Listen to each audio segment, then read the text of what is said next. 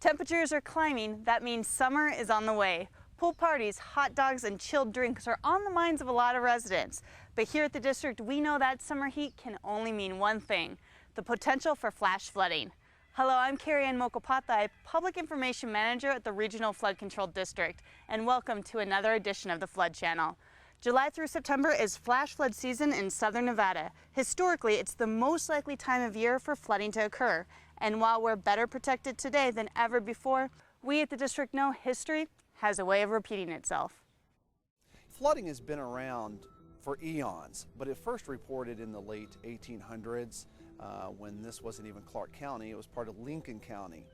There was reports of floods out in the rural areas where the farmers were at. Because of where we live in a bowl that's kind of turned on its side, ringed with mountains all the way around. When the rains come in, it will channel into the natural channels and then rush through the urban core area. It is an anomalous area in the desert because it's an area that's always been noted for its water. You know, the Las Vegas Valley, the Vegas means meadows. That's why people came through here initially. That's why the old Spanish Trail came through here, which of course was neither old nor Spanish, but we didn't know any better. That's why it ended up coming through here. It's why the railroad came through here. It's because there was water here. They needed water. You know, it's not the freeway, it's not the railroad, it's the water. And water has always shaped the valley as well. Water is the defining force in the Vegas Valley. We tend to think of flooding today. You know, it's on the evening news when there's a flood. You know, you get the cameras out here to watch the water going through the culverts and all that sort of thing. But there's always been water runoff here. The floods were all over the place, just as they still are. But it's when we put people where the water wants to run that we run into problems. Really, the key flood that starts this whole thing is in 1955. We had about 80,000 people in the town at that time. The flood occurred in the Spring Mountain area. It rushed down into the city, damaging nearly half of the residencies, which was about 7,000 at the time. So that started really the whole issue of urban flooding and the concerns that we had to deal with for the next 30 years.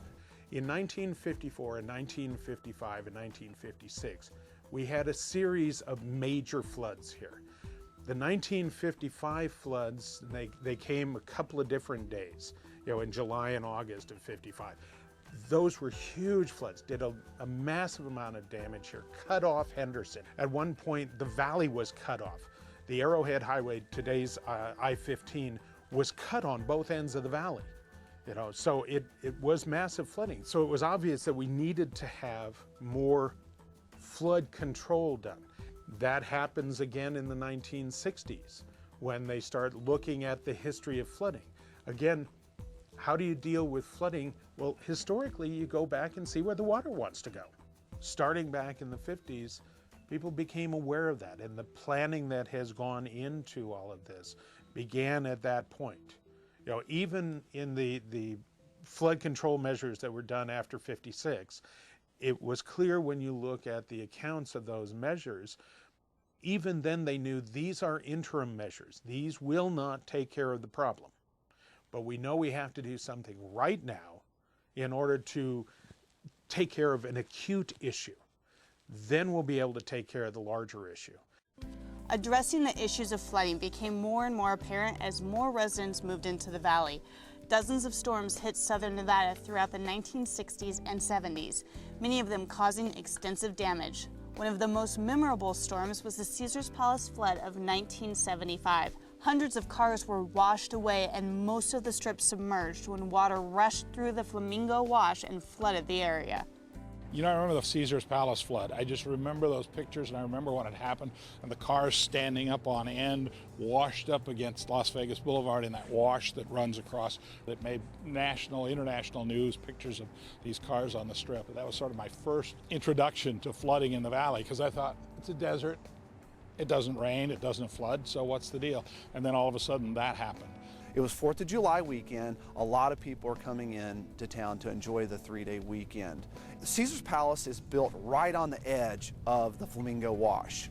And to expand the parking area, they paved the actual wash in a dip and had the parking extend up north.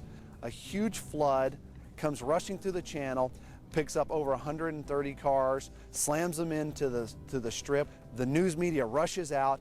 To the nation, it looked like Las Vegas had this very extreme issue. So the fathers of the town and the promoter said, we need to deal with this. There was a concern across the board that this was going to start affecting our livelihood. Before the district was created, flooding was addressed by each individual entity. This piecemeal approach meant a flood control feature could be built in one community without considering the impacts to neighboring areas. The district was created to offer a regional plan to make sure every resident in southern Nevada was better protected from flooding.